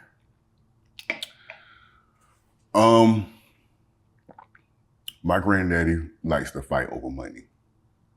Okay. By law, I'm her next of kin. She was not married to anybody. She did not have any other kids. So he took it upon himself to navigate getting her body back. The funeral home that he was working with in Virginia was speaking on his behalf. This guy and the funeral home in Haiti were going back and forth. Verbatim, the funeral home director in Virginia told us, the reason your mom's body is not back yet is because me and the funeral home are going back and forth over who's going to pay for what or who's going to book the flight. So my lady is sitting in 108-degree weather. You know it's no refrigeration or anything. So yeah, she's probably corroded and fucked up. And y'all telling us that y'all can't get her body back because y'all arguing with these who they were trying to send her back on a private jet. And then they tried to get her cremated. And the lady Chantrell told me, she said, Timothy, do not let your grandfather get her body sent, like cremated and sent back, because they could send anything back. They could send a goat back if they wanted to. Y'all will never know. It'll be ashes. So they tried to play like that was it. My mom worked for an amazing company who was brought out by Google. CDW. The CEO of that company reached out to me personally, and he said, you do know that when an American citizen dies overseas, the U.S. Embassy needs to get involved. Strike one, because they weren't involved. He said, once they are involved, they will make the arrangements for your mom's body to get back. Right. That's usually what happens. That's not what happened here. He said they will assign a guardian that will travel with my mom from Haiti to U.S. soil until basically she gets to her final destination, just to make sure that she's handled with care and respect. That did not happen. Was the U.S. Embassy evacuated at this time? I've got in contact with them. Okay, and they were over there? Yeah. I mean, even the CEO of the company, this is a big company, he was like, you know, I can pull some strings for you. I'm telling you what needs to happen because this is what's supposed to happen. Okay. So was this all about over insurance? Whoever claims the body gets the insurance check? I think that's where my grandfather's head was at. Okay. But it does get messy when people die and who gets what and what assets are left. So usually when we think about right, our parents died before us, right? Right. So naturally we wouldn't leave anything to our parents, right? Correct. Okay, and then if you grew up in a household where you was possibly abused by your parents, no shade, but you wouldn't leave shit to them people, right? Correct. So they didn't. So why in the Medical debt is the #1 reason Americans file for bankruptcy, and soon they're going to be reporting on your credit. And usually the medical debt is not your fault. If medical bills are overwhelming you, bankruptcy can stop the collection calls and get rid of the medical debt and allow you to focus on healing instead of worrying about being sued over medical debt. I'm Chad Van Horn, and if you're buried in medical debt, give me a call today and let's find a way out. We don't get enough liquid D3. We don't get enough vitamin D. And so I personally have to supplement this particular vitamin D that I travel with all the time, and I make sure that I never run out of, is 10,000 IUs, gluten-free, vegetarian, as a vitamin E and vitamin C base, okay? And so it's very highly absorbable. There are some fantastic reviews on shoptkdeals.com of women who claim that they couldn't even lift their arms. And by taking vitamin D3, which helps your body to absorb calcium, and the calcium feeds the bones, they can now raise their arms, they're less pain and things like that. You want another truth? I do. Kim is the best lover I ever had. No man is going to marry you because they're never going to think that they're better than Cam. They'll f you, but they won't marry you just because you made that statement. And what you don't have is a good nigga, because the shit that comes out of your mouth is wild. I can't even believe you're a wife. So how dare you?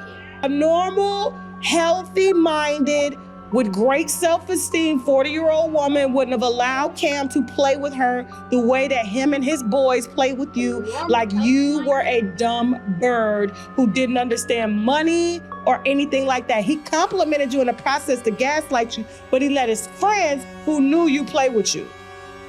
Where you going? Where's she going?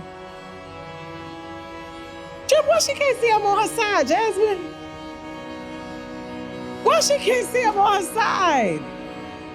Where'd you go? Girl, let me tell you something. Let me tell you the difference between me and when people are gonna step into my platforms. All right? Okay, all right, cool. I'm listening. All right, winos, after months of planning and negotiating, I am excited to announce that shoptkdeals.com is now extended to you. If you are a creator like myself, or maybe you're just a stay-at-home mom, or maybe you're just someone that just wants to make passive income as well as main income, shoptkdeals.com now offers that invitation to you. So which means you can become an affiliate partner and make anywhere from 30 to 40% on each sale that you make on shoptkdeals.com, okay? And so listen, I'm excited to work with you guys. I'm excited to train you guys. Not only will I be training you, we'll be hosting webinars, sales calls, and all that to make sure that we're all successful and we keep all of these brands happy. So I want you guys to stop what you're doing now. Go on over to the website, shoptkdeals.com, hit join my sales team, and I will see you guys on our sales call, okay? would you think that you're going to get an insurance check or anything If you had, unless he had a private policy on her himself. Because you can get a policy on anybody. Yeah. But her policy, if she had one with the company, if you were the beneficiary, that money with the company would have gone to you without your grandfather getting involved. There's nothing that they can do. Even just with the money thing, that's a separate situation. But just even with with how she grew up in her life, she confided in these people. So she told these people, I didn't have the best relationship with my father. I didn't have the best relationship with my mother. So again, when I told my grandfather, we got to be a unified front, because if we're not, they're gonna play us all against each other. You know what I mean? Tell me about this waiver that the head of the house, I guess, so had. it's crazy because someone just made a post on Tumblr. Tumblr still around? Kind of, sort of. Okay. And if you actually Google it on Facebook, someone had they've uploaded copies of the waiver where each person paid $8,500. It was 12 people. So what's 12 times 8? So she took 12 people on this trip? She took 12 people on this trip. Your mom's the only one that didn't make it back? My mom's the only one who did not make it back. And? Everybody paid $8,500. That's a lick. That's almost $100,000 tax-free. So that's how they got up over there. They probably flew private. Even if they didn't, you just made $100,000. And even so, usually if something happens during the initiation, you're supposed to stop the initiation right then and there. And then for 9 days, you're supposed to have a funeral for this person. Because just like I lost my mother, the spirits lost their child. None of that happened. Instead, the big lady body was getting sent around Haiti like hot potato. You think this is the first time they lost anybody? Or no? I do. And I don't think that her intention was to... Yeah, I don't think her intention was... Because there's rumors that she was sacrificed. What you mean? So, there's this guy, his name is Monroe, or something like that. He makes YouTube videos. And when it first happened, I was told the locals were not happy with what happened. And they were upset because they felt like somebody was trying to cover it up. So they was like, you need to make some noise because the locals is getting ready to start talking about this. So I'm sitting on my phone one day and I'm Googling different Black women pass away in Haiti or her name in Haiti, just a lot of shit in Haiti. And I finally come up on, because I'm thinking it might be in a newspaper or something, even on social media. And I find this YouTube page and the guy is talking about African-American lady from Charlotte. Mind you, he hasn't talked to the family or anything. So he got all of this just from whatever. He's like, African-American lady from Charlotte comes over for a voodoo ritual and doesn't make it. And I reached out to him because I was like, first of all, you got me fucked up. Number one, you're not about to monetize my mama's situation because this is my real life. Number one. Okay. Number two, we're not going to have this story that she was just some crazy bitch that woke up one day and said, oh, I want to practice voodoo. You know what I'm saying? This was years of someone researching and practicing a lot of different things and doing what she felt was right. Even if it wasn't right, she felt like it was right. So your narrative that this was like some lady that just wanted to practice voodoo and get involved and she wasn't even Haitian and she was a Black American, and it's like, you don't know her and you don't know me. So I had to reach out to him and I, was telling him like, I don't like that. I don't respect that. And I'm not dumb. I got a YouTube channel just like you got a YouTube channel. You're monetizing this situation. This is my real life. So how did he get the information? So there was a lot of talking. So from the community, from that house? From the community and from the house. So I got on, me, the lady Chantrell, my grandfather, we all got on a phone call. And all of this has kind of happened simultaneously. All of this stuff, you know, after she passed away, a lot of this stuff just started happening simultaneously. Okay. So I'm on the phone with them, and she's telling us, like, you know, I want to be a help, however I can be a help.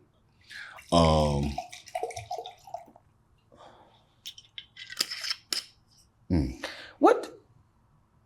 Any of the priests that went to be initiated, did they talk to you about what happened during that ceremony? Not at all. Everybody's hush hush about it. So remember I said it was a person named Alexis or Lexus? Yeah.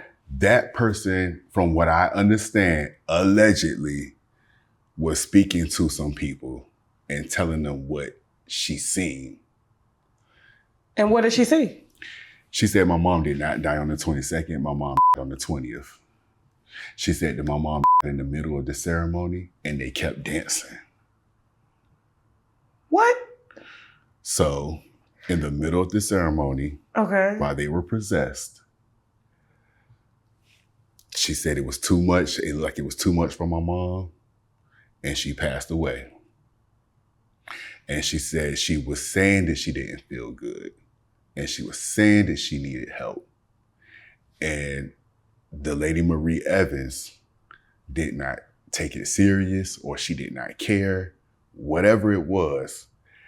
And they said that my mom was a dead corpse in the dojo, which is like the space that they were in. Okay.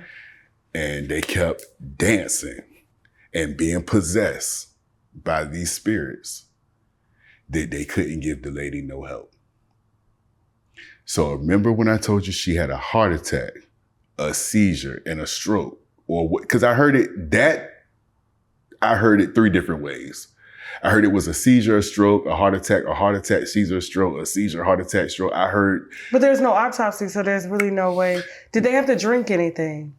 So they said that she had an asthma attack 4 days in. And they said she didn't bring her medicine.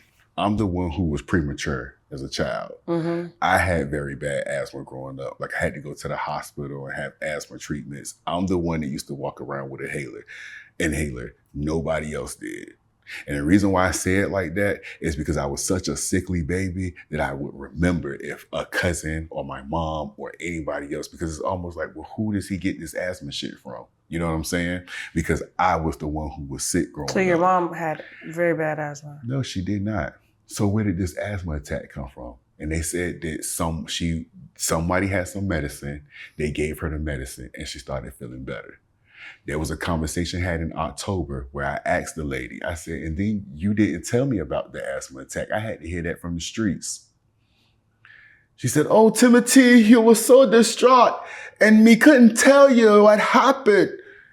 Bitch, ain't no I was too distraught. I told y'all don't handle me with kid gloves. I told y'all I knew she was coming down here to be a Haitian priestess. I told y'all I was very familiar with the voodoo culture because she shared a lot with me. So you don't have to lie to me. I want to know what happened to my mother. The reason why I felt so strongly about it is because my father died when I was 12 years old. My father was, you know how sometimes in the industry you have people that's doing the work, but then a bigger name takes credit for it? My father was the guy who did all of the work. A lot of your favorite athletes, a lot of your favorite rappers. Will Smith was a very good friend of my father. Mm-hmm. 3 6 Mafia, he was in all of their music videos from a certain period of time. You know what I'm saying? That was devil music, 3 6 Music Mafia. No, it wasn't, Tasha. It was. We're not doing that. Felt DJ very Paul demonic is when my I heard people. 3 6s, isn't chat that 666? That's like because it was marketing. you marketing. Okay, I hear you. But he was in their music videos and he hung out with them and Pimp C and the names just keep getting worse. Allen Iverson was a very good friend of his. And look where his life is now. And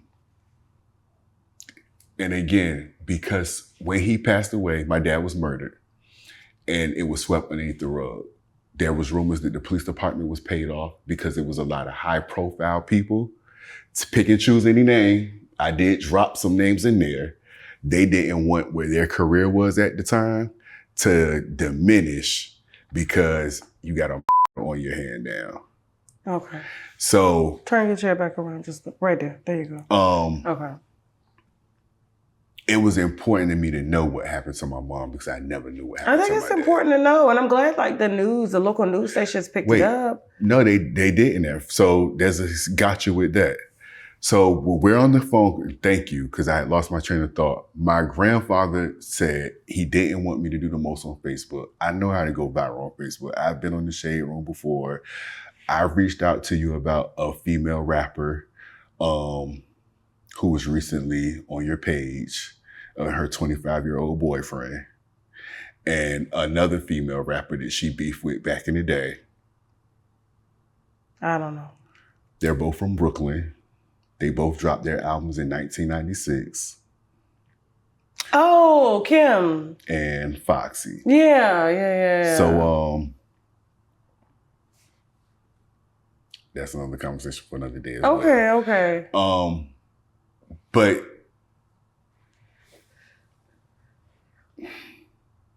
you don't know what happened to your mom. I don't know what happened. I don't know. And your main purpose for doing the interview is to bring awareness to... Not even just awareness. I mean, they lied. I don't know if it was a sacrifice. I in my heart of hearts, I don't believe it was. But the way that you tried to, like, you lied. You didn't tell us what happened. Why is people in your house saying she 2 days before what we have written on the certificate? Why did it take, if you had $100,000 from all of these people, why did we have to pay for anything? Why was it a lot of going back and forth? The right thing would have been, let's shut this initiation shit down because one of our own just. And if you loved her and you respect her the way that you said that you did, you would have made sure that she got back home in a proper way. And you wouldn't have been hiding a lot of stuff. So then you got these people that's making videos. You have people in your camp that they're scared of you. So they don't want to speak out. I mean, should I be scared for doing this interview? Hell no. Oh, okay. I'm just making sure. That lady told me, she said she think that she wanted me to change the narrative. I'm not changing shit. Matter of fact, I'm going to get louder. Then she made a YouTube video. It's been a really tough time. We have tried to find balance, but it's been very difficult. I think first and foremost, we have been mourning, the passing of someone who was really, really important and cherished in our community. But with mourning, we've had to go directly into, executive mode, making plans, asserting that we're doing everything in our power to repatriate the deceased, Mambo Dena, and get her back to her family. We've been working with her father and, the Haiti and U.S. funeral home. So that has been a very long journey, but she's home and has been laid to rest now. We've also been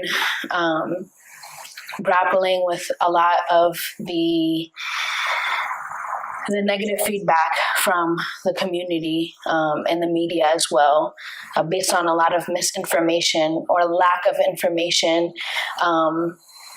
A false narrative has run rampant about the situation, about who we are, about what we do, about what our mission is, about the intelligent person that Mambo Dena was. And so it's been a hard few months, but we're slowly trying to pick ourselves up and piece ourselves back together so that we can move forward and continue the work that our community needs and is looking for. You can't explain shit because you can't even explain it to us.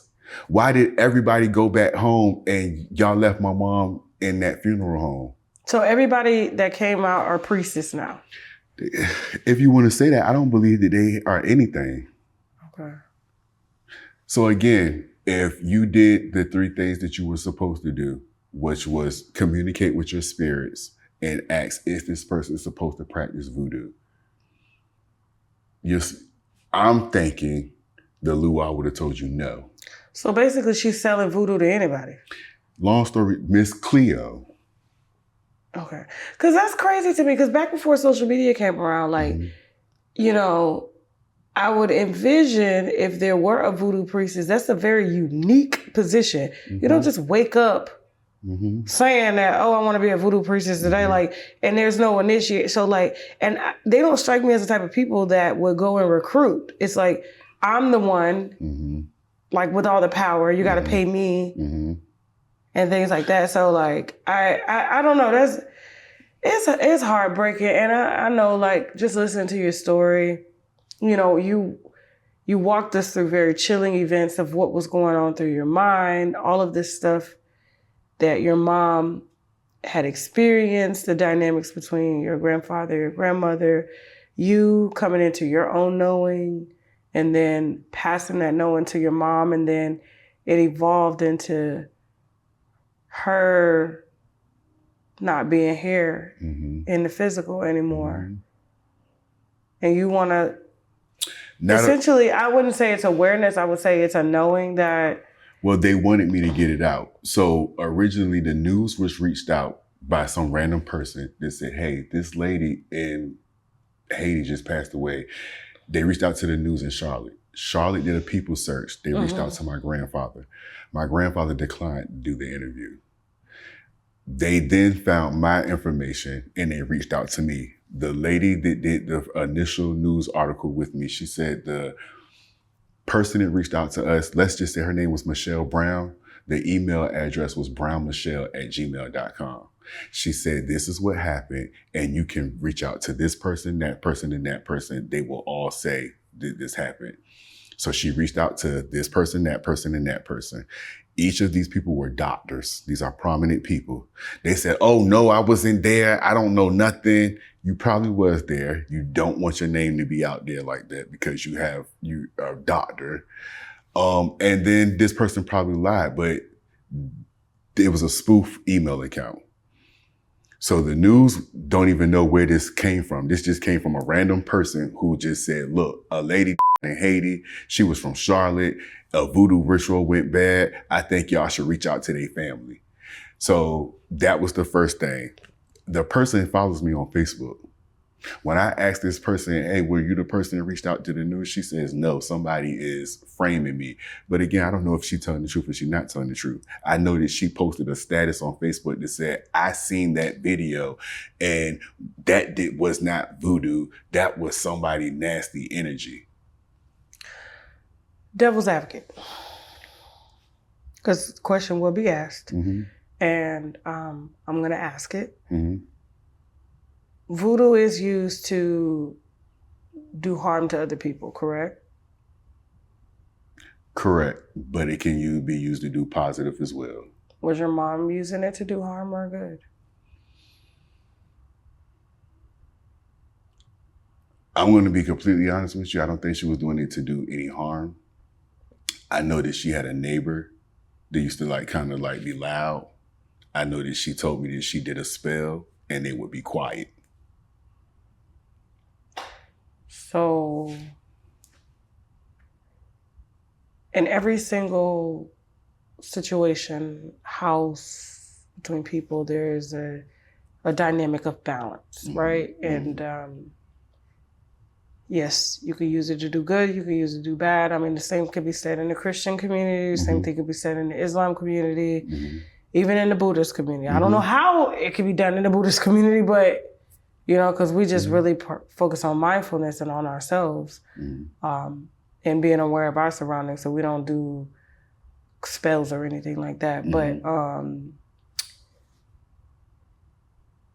how would you respond to people who are going to watch this interview and say that maybe if your mom wasn't associated with this type of sorcery, she would still be here today? How do you respond to that? I would agree. I can't argue with you when you're right. Can't argue with you when you're right. I say it every day. You should have stayed your ass home. That's very, I gotta be very honest. I gotta be honest. It's my real life. I say it every single day. I was supposed to go down there with her, not even to become a priest, but some of the people, family. So the ceremony was over on the 21st. They weren't flying back to the States till the 26th. So there were a lot of people that flew out that day. and it were like going to go, you know, be there with, it's like graduation, so to speak. So I may have had a friend that may or may not crack cards that was trying to help me get down there. And it may or may not have worked. And that may have saved my life. Because I was going down there. Do you think it would have saved your life? Because it sounds like you're, to me, like you're holding some type of guilt. Do you feel like if you had have gone, maybe she would still be here? I think we both would have been gone. Because they wouldn't have let you come back knowing that information. Mm-hmm. So you think they would have killed you? Mm-hmm. Or, I'm not gonna say I think they would have killed me. That's strong. I don't want to put that out there like that. I believe in God. I pray protection over my life for years now, even before all of this. And I feel like all of that that was for a reason. I didn't know why I was going to sleep listening to Psalms. I didn't know why I would pray for protection some days. I would just pray for protection. There was a pastor who prophesied over my life a year ago who said, brother, you with the dreads, raise your hand. I don't know what you're getting ready to go through, but I'm sending your strength your way. And it was weird. It was my first time ever going to that church. That pastor looked back at me. He wasn't even the pastor of the church. He was a guest pastor. He looked back at me. He said, I don't even know that young man. But the Holy Spirit told me to give him strange strength. I was prepared to go down there. And I don't know what would have happened. I know that I don't believe what they told me happened was what happened. They've lied to people in their house. They didn't tell the people that, you know, there's people in the States that's a part of their house. Mm-hmm. It took a week for them to tell them. Those people were asking, well, what's going on? Are we going to do the 9-day celebration for her? What happened? This doesn't happen to people. And she wouldn't be forthcoming with those people. There's been a big article about that. So in hindsight, I'm grateful. I wanted to go. I was trying my damnedest to go. She asked me, she said, would you come down here with me at least from the 21st to the 26th? And she was like, if you're gonna come, you need to let me know because we need to make provisions for you to have somewhere to sleep and they can make sure it's food for you and all of this and that. I was really trying to go. Really but you just couldn't go with them. I wasn't going to be able to go to first because she wanted me to take the whole month off. And I was just like, shorty, my money ain't like how your money is. I gotta go to work. Okay. But I can fly back. I can fly down the 21st to the 26th. And like I said, I was trying. It just didn't materialize. What do you want to say to the people that are watching this interview? And it's very courageous that you're doing this because people don't talk. This is stuff that just is like an underworld, like it's on the dark web.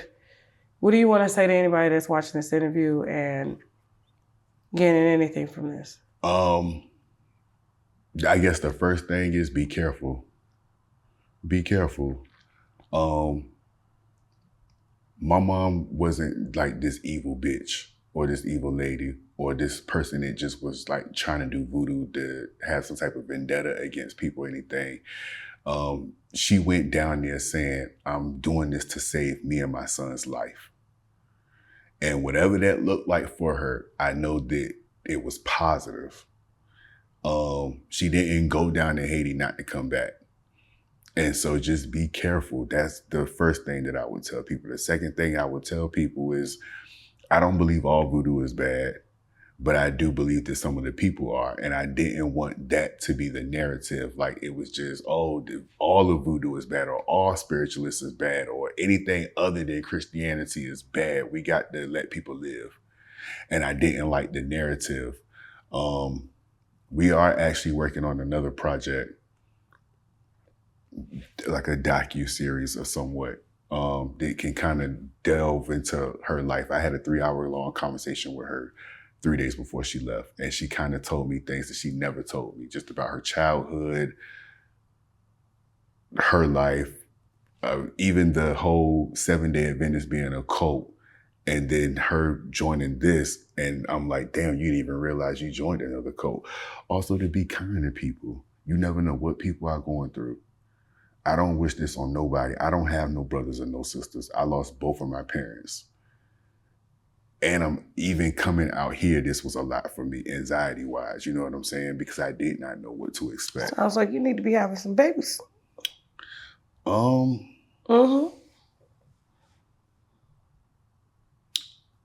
don't know if that's what God got for me. Why? Just the way I live my life. What that mean? You can't be no father? I think I would be a great father. I think that I'm very spoiled. I think I'm very selfish. Okay, but that all changes. You think so? I'm a very spoiled and selfish person, and I have spoiled and selfish kids. I'll pray on it. I do want a little boy. Because if you die, you're the only male. Yeah. The bloodline is done. I've thought about that, but we've had conversations like that. Like, it was one day she ate a gummy one day, and she was tripping out. And she was like, you are the Messiah. I mean, well, you do have a chance to, produce and, bring up some kids the right way and change your generational course. You're giving me something to think about. And I don't think, I don't know what your preference is, right? I don't know what your sexuality is. I don't think it's a good thing, but But they all having kids now. That's what I'm saying. And I try to tell people this, just because you're LGBTQ don't mean you cannot have children. There are couples, like when I look at the BB Judy and Brat, how they had to go out and get a donor, whereas I'm sure they have male gay friends that are in their circle that they could have had a child with. Probably. You see what I'm saying? Yeah. To keep, so that child knows, especially with them having a boy, he's going to want to know, where his bloodline comes from. Not like, oh, we just wanted to have you because we wanted a child to play with and love on. But that's what they want to do. But men are here to produce and reproduce and know, so that they can tell their kids where their father came from. And I think it's very important that you produce. I hear you with all ears. Yeah, so. But I think it was like a courageous story, and I can't wait to see the docuseries. Hopefully you'll let us license it and put it on Tasha K Live. You for real? Yeah, we'll absolutely. Keep in contact. I'm very dead serious. I can even get it beyond that if you want it on streaming services. No, we need to talk off camera, for real. Got you. Okay? Okay. All right. You want to tell everybody where they can find you, follow you, ask questions? Because I'm sure there's a lot of people struggling right now with spirituality and... the number one, unWineWithTashaK. One Young Jack on all social media. We will definitely find that and put that spelled out so that they don't have to. It's the wine. It's all good. Thank you so much. No I call him Tim. Y'all can call me Creole Jack. Creole Jack. Right. And I got to say, I didn't know how this interview was going to go. I'm surprised you kept your composure as much as you did. I thank you for traveling so far to come tell this story. And when I saw it, my heart broke for you because, you just don't hear things like this every day. And, the platform is here for people like you, stories that we don't hear every day. And sometimes it makes you question, are they even real? And it's real. It's real life out here. I can't believe it. We uncover a darkness that people try to pay a lot of money to keep covered. So thank you. No, thank you. No, thank you. For real, from the bottom of my heart. Thank you for giving me a safe space to say my piece. They treated me with respect. Oh, you're welcome. Your team has been amazing. Thank you. You're welcome. And so I thank you for that. You're welcome. So let's get that documentary. Yes. All right. No, we gotta go. All right. Bye. And rest in power, Miss Dana. That was crazy, bro.